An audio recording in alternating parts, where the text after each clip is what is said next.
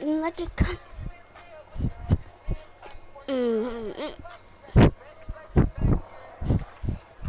Who's this? Hello? I do believe that I don't invest. Hi guys. Daddy? What did he say? I'm not cool. Yeah, that's pretty lit. Yeah, I know, bro. Okay, bye. Bye. See you tomorrow. Or maybe again Yeah. in my whole entire life.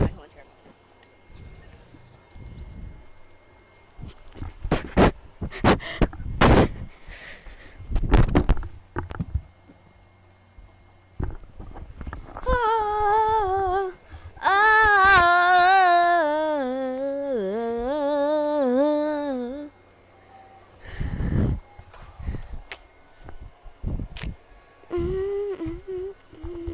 Hold up. Bad boy. Tomorrow's Wednesday, right?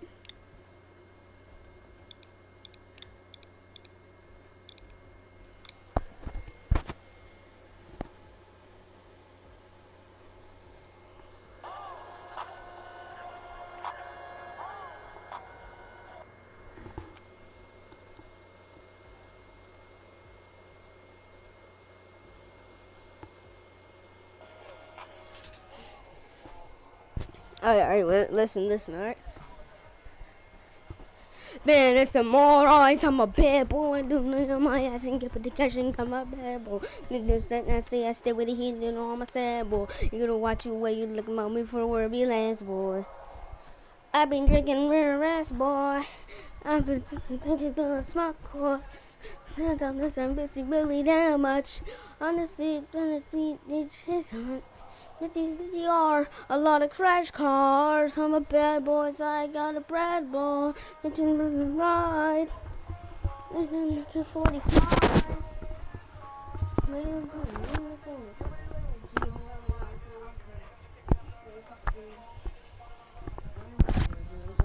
I'll hit the dash and the one is bad, it's me. Anyways, I want to watch some Dead Meat. Okay, I'm watching Dead Meat.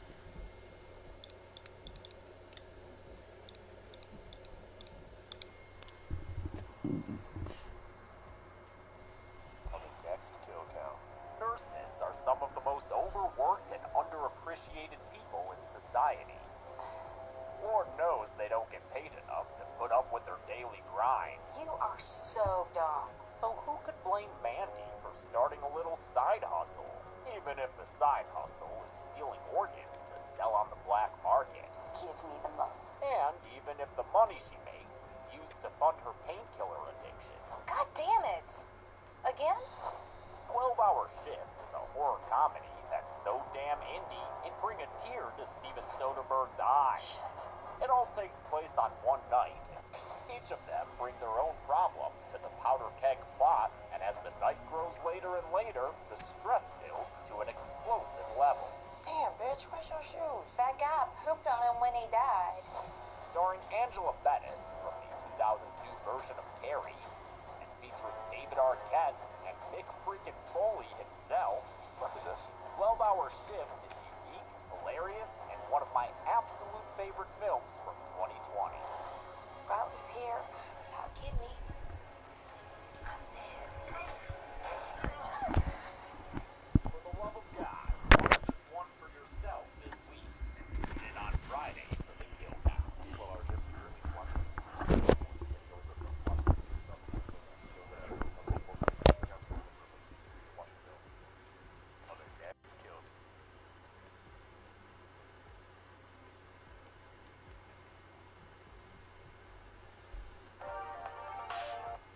Released in 2020, but which only came out on Blu-ray last week. I promise this is the fastest I can make this video. Freaky is the latest film.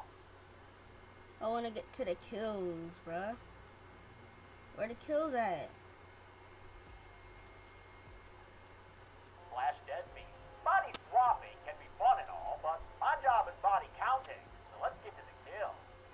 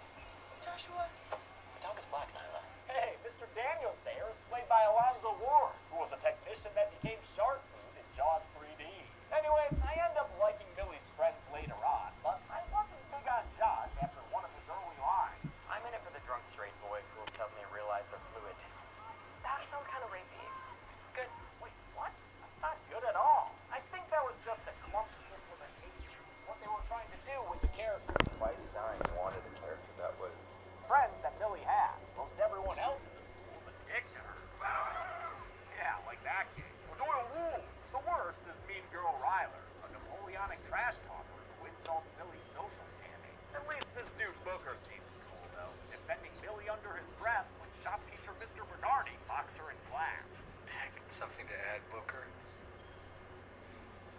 Once again, we've got a classic horror movie reference here, because that was a regular Tommy Ross maneuver if I've ever seen one. You suck.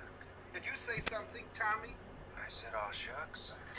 Mr. Bernard is played by Alan Ruck, best known as Cameron in Ferris Bueller, but also, gotta plug it whenever I can, great in the Exorcist series on Fox, which was awesome. Here, Ruck is exquisitely vile. Speak up. Despite the news of those cold open skills, the school still goes ahead with its homecoming game, the Blissfield Butcher's favorite venue. Millie is their mascot, a big ol' frump-a-dump beaver, and after the game ends, as she tells her friends to head home, she's left waiting by her lonesome for her mom to pick her up. Sadly, it's a ride that never comes, because right now Coral is feeling a little boozy here. Millie's phone dies before she can get a new ride home, and after the stadium lights die too, things start looking like she might be next. Please tell me the butcher. Please tell me the butcher. Please tell me the butcher. I've got bad news for you, Mill. She runs from him, screaming, and despite his less urgent pace, he's able to catch up and tackle her center field. The Butcher becomes unmasked as the moon becomes masked in clouds. With the power of some, Aztec magic, maybe? The Butcher brings Ladola down into Millie. Some Bucky magic gives him a matching wound on his body, and then Charlene shows up to scare him off by firing her gun into the air. Those bullets have to come down somewhere, Charlene. The Butcher flees, leaving Ladola behind as evidence, police evidence, and Millie is left in a state akin to shock. That is until night falls and flashy editing and Bear McCreary music take us to midnight. Cut to black. When Millie wakes up in the morning, it ain't Millie no more. It's the Blissfield Butcher, who, well, understandably confused at first, quickly comes to accept the situation. Even though this new life ain't half bad, free food, you know? This remade psycho can't break his old habits. He's like Hermopolis Michael. He just loves killing. In the Butcher's Lair, a mill across town, which the production design team had a ton of fun with. Nice Pinhead reference. Millie wakes up inside the body of the Blissfield Butcher. Where am I? Hello? Oh my god, why do I sound like that? Because you're now played by Vince Vaughn, Millie. And it's Friday the 13th. Since the Butcher's face is sketched all over local television, Millie quickly finds herself accused as a man of meltdown. A big old man of meltdown. I'm a giant. Meanwhile, the Butcher modifies his new appearance and marches into school looking like a boss-ass bitch. He ignores Millie's friends and is pulled aside by Ryler, now looking to score sympathy points by associating with the assault survivor. After Ryler mistakes the Butcher's behavior as an indication of lesbianism, I'm missing AP Bio. I didn't come here to clam jam with you. the Butcher puts an end to the little lady by sticking her inside a cryo chamber. A funny detail for this rich, sports-obsessed school to have. When Millie gets to the school later, not knowing where else to go in her new body, she comes across the cryo chamber and finds Ryler frozen solid as Frostilicus. But maybe she's made of liquid metal like the T1. Oh, nope, she did. Real dead. The Butcher is roped into woodshop where he gets yelled at by Bernardi and his handlebar mustache. If only you would spend a little less time flirting and a little more time learning, you might actually make something out of yourself. That kind of assholery is why the Butcher pays Bernardi a visit after school while he's respectfully grading assignments. What kind of name is that? Stupid name. The Butcher's spirit is as sadistic as ever, and even though he doesn't have the same physical strength, you just can't stop a butcher from butchering. A sneaky screwdriver turns the tides in his favor, and that gushing neck blood is only the appetizer for this gourmet kill, which is coming right up, courtesy of a table saw. The Butcher slides Bernardi into the saw head first, splitting the man in half vertically in full gory graphic detail. Bravo, Freaky, bravo. The wonderful kills in Freaky were done by kill count veteran Tony Gardner, whose work I most recently covered in Zombieland Double Pass. He made a complete double of Alan Ruck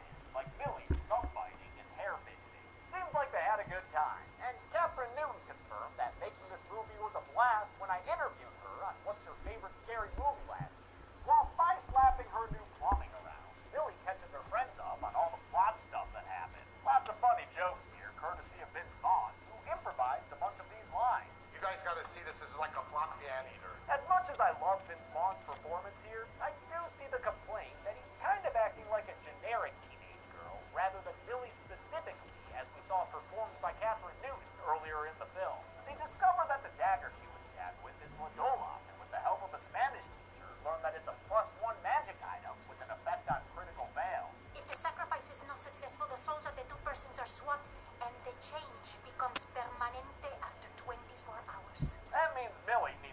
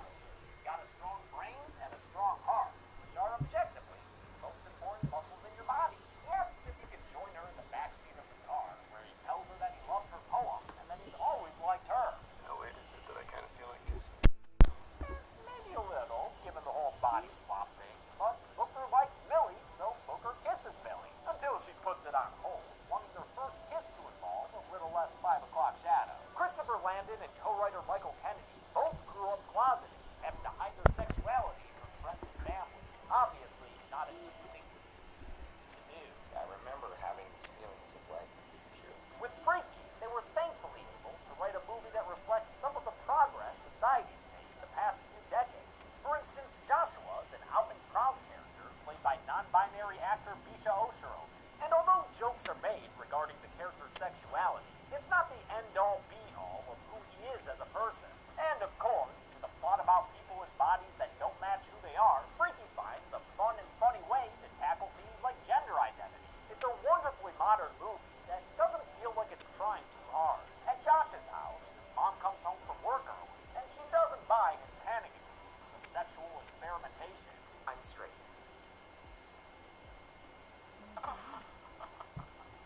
Joshua, you are many things, but straight isn't one of them. The butcher takes advantage of the confusion and chases after them with a knife, temporarily trapping them with a solid Shining reference. Oh, and then going all in on the reference too. I see you aping that freezer shot. The butcher goes to the police station, and when Millie sees him arrive, she follows him inside, spurring Charlene to shoot at this unarmed suspect multiple times inside the station. Could we get a body cam on this lady, please? Char then pulls another inept move by sticking her gun right up against Millie's back, and that allows her sister to use the butcher's strength to hoist Charlene into the jail cell. See how she likes it. The butcher steals a cop car, nearly running over Josh after he gets to the station, and the regrouped protagonists follow him to the mill, where someone has set up a crazy bump and dance party, even though this whole thing was suggested by the butcher no more than a few hours ago. Did he hang up all those lights himself? Can't he clean up the creepy mannequins? At the party, the butcher runs into Brett, who flexes his alpha in an act of sexual insecurity. Yeah, I've never met anyone's pussy dry. He leads the butcher away to a more private part of the mill, where his friends Tobin and Squee are waiting. Their names, along with Brett's, are reference to the Kavanaugh confirmation hearing of 2018. Right as they begin to threaten a gang rape Jesus, the butcher takes a bottle and kills the two friends, slitting Squee's throat open with a glass shard, and, seen in a later shot, decapitating Tobin off screen. The Jesus decapitation will be done Christ, his with head got chopped off. placed chainsaw, which the butcher uses to kill Brett by sawing between his legs off screen. Ouch. That carnage is also shown later. Oh hell The no, same you shot she even revealing cuts Tobin's off her headless face. skin. Millie and her friends get to the dance, and like all good slasher characters, split up to find the butcher. Josh is led astray by another football player named Bill, who's been a douche this whole movie, but who's now using alcohol as an excuse to experiment. When Josh rejects him, Bill responds with a homophobic slur, ensuring his immediate and justified death. You tell anybody, I'll fucking kill you. The butcher gets a Bill kill with a hook stab through the eye, which I think might be a gorier reference to when Jason killed Maddie in Friday 7, The New Blood. With the butcher and Millie face to face once again, it's time for our final showdown. I want my body back. Come and get it. It'd be a real shame if some poorly trained cops showed up and interrupted this climactic. Oh, come on, people! Do we have a precinct-wide problem here? The police stop Millie from stabbing the butcher with Ladola, so another chase ensues, during which Millie suffers from the butcher's lack of cardiovascular upkeep. With some serious help, courtesy of Nyla and Josh, they get the butcher to the ground just in the nick of time. Right before midnight strikes, Millie stabs the butcher, and the spell reverses itself the same way it initially took hold, through wild editing and Chucky clouds. Millie quickly proves who she is to her friends, right as the cops arrive. Shoot that motherfucker! Come on, the cops don't. Okay, never mind. I guess they do take orders from civilian teenagers. Yo, we need to get the AG up in this bitch. This town's PD is bugged. With the day saved, Millie finally kisses Booker using her own lips. Ladola is taken into evidence once again. But with Blissfield's public service department, might as well toss that thing in a river. I mean, even if EMTs are incompetent, they don't notice that the life monitor's flatline is being caused by a lack of connection.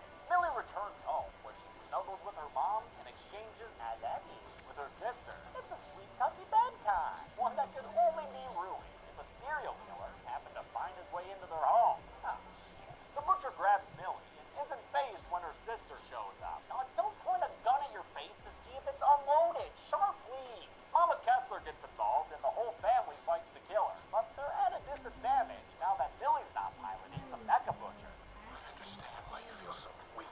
Good thing she remembers what his physical weaknesses are, and after the family overpowers him again, Millie ends it all by stabbing the butcher through the back with a broken chair leg. Oh, but she kicks it completely through him. Looks like somebody picked up a thing or two in the butcher's body, and that's the way the movie ends. How many people got killed in bodies they weren't able to swap out of? Let's find out, and oh god, it's the podcast Psychopath!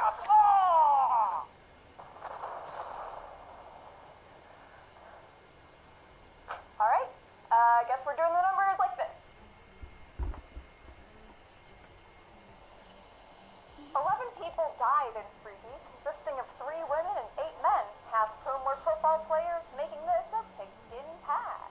With a runtime of 102 minutes, that left us with a kill on average every 9.27 minutes. I'll give the golden chainsaw for coolest kill to Mr. Bernardi, which might just be in my top 10 kills of all time. Me, James A. Janice. Dull Machete for lamest kill will go to Squee, I guess. It's still bloody, but maybe the least unique of all this movie's kills. This set needs more Leatherface.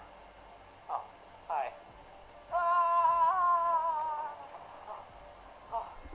Alright, back to normal.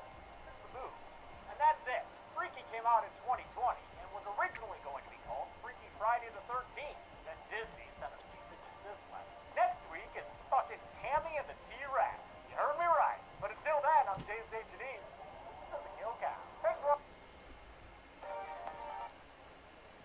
Barely qualifies as horror adjacent if you squint hard enough. So why does it get a kill count? Well, because,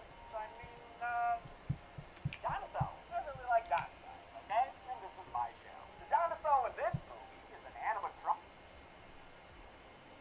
beats with co-writers Gary Brockett and Marijuana, and together with his then-wife Diane.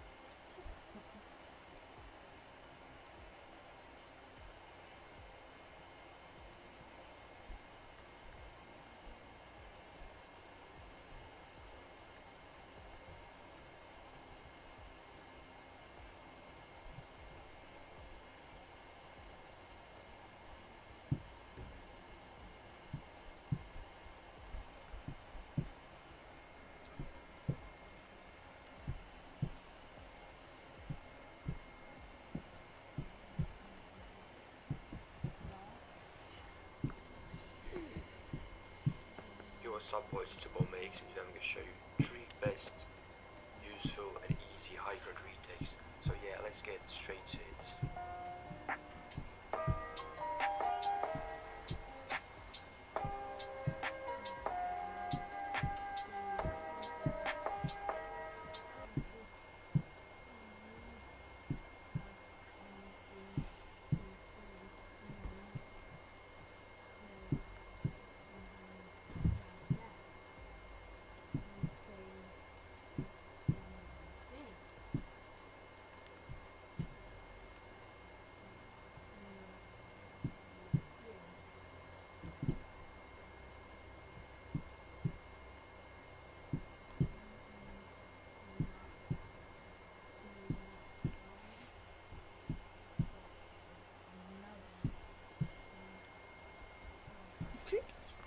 I don't like crickets.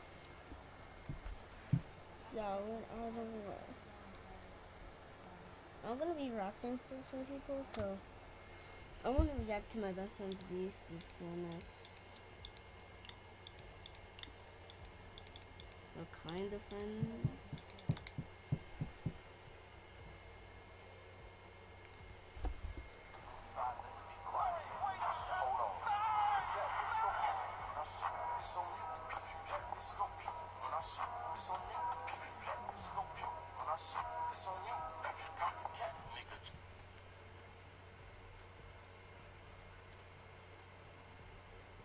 Oh shoot!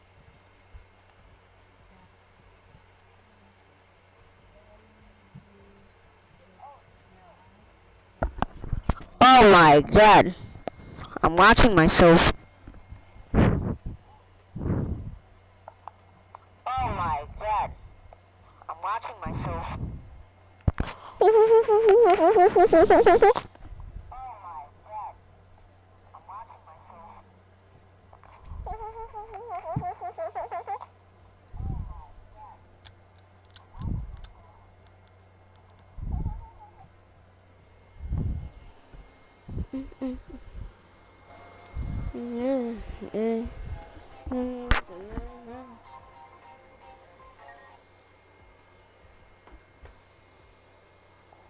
Quick shots.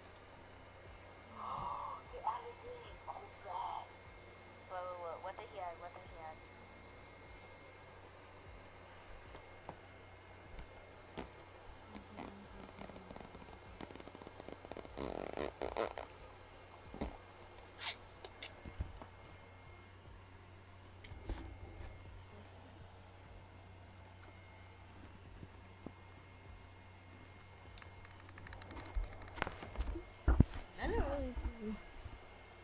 gonna react to my favorite YouTuber, so Phase member. Best Phase member in the whole entire universe.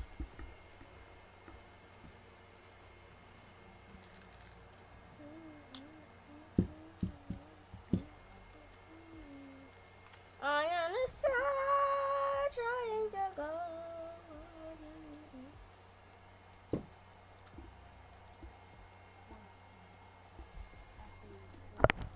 Quarterback.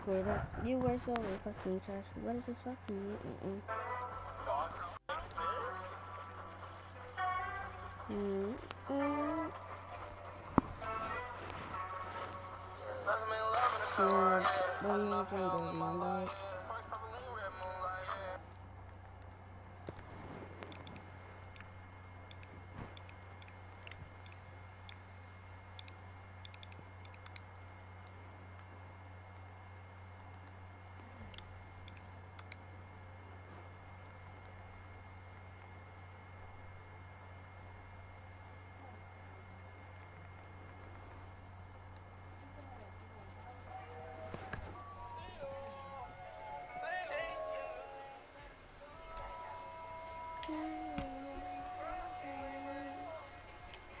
Oh, Mocha Master is back.